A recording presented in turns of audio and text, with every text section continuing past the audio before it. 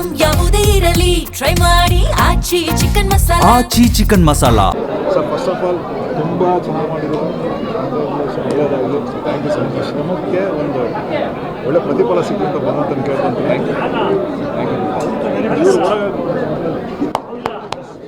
ಎಲ್ರಿಗೂ ನಮಸ್ಕಾರ.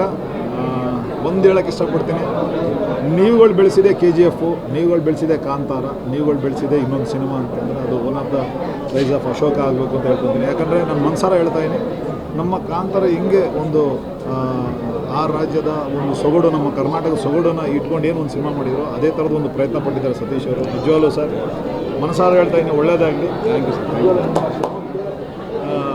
ಭಗವಂತ ಕೈ ಹಿಡಿತಾನೆ. ಇನ್ನು ಮಿಕ್ಕಿದ ಆಡಿಯನ್ಸು ಮತ್ತು ಮಾಧ್ಯಮರು ನೀವೆಲ್ಲ ಕರ್ಕೊಂಡೋಗಿ ಈ ಸಿನಿಮಾನ ಎಷ್ಟು ಮಟ್ಟಿಗೆ ನೀವು ರೀಚ್ ಮಾಡಿಸ್ತೀರಿ ಅಂತ ನಿಮಗೆ ಬಿಟ್ಟಿದ್ದು.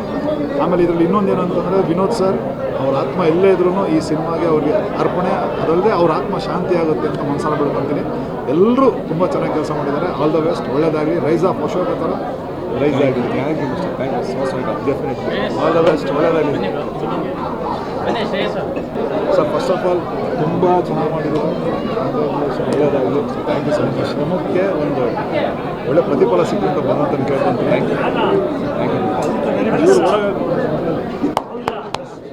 ಎಲ್ರಿಗೂ ನಮಸ್ಕಾರ.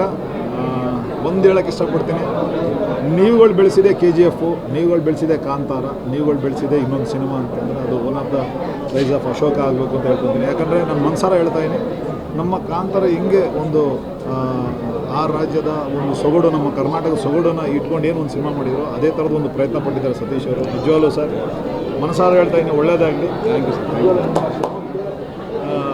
ಭಗವಂತ ಕೈ ಹಿಡಿತಾನೆ. ಇನ್ನು ಮಿಕ್ಕಿದ ಆಡಿಯನ್ಸು ಮತ್ತು ಮಾಧ್ಯಮರು ನೀವೆಲ್ಲ ಕರ್ಕೊಂಡೋಗಿ ಈ ಸಿನಿಮಾನ ಎಷ್ಟು ಮಟ್ಟಿಗೆ ನೀವು ರೀಚ್ ಮಾಡಿಸ್ತೀರಿ ಅಂತ ನಿಮಗೆ ಬಿಟ್ಟಿದ್ದು.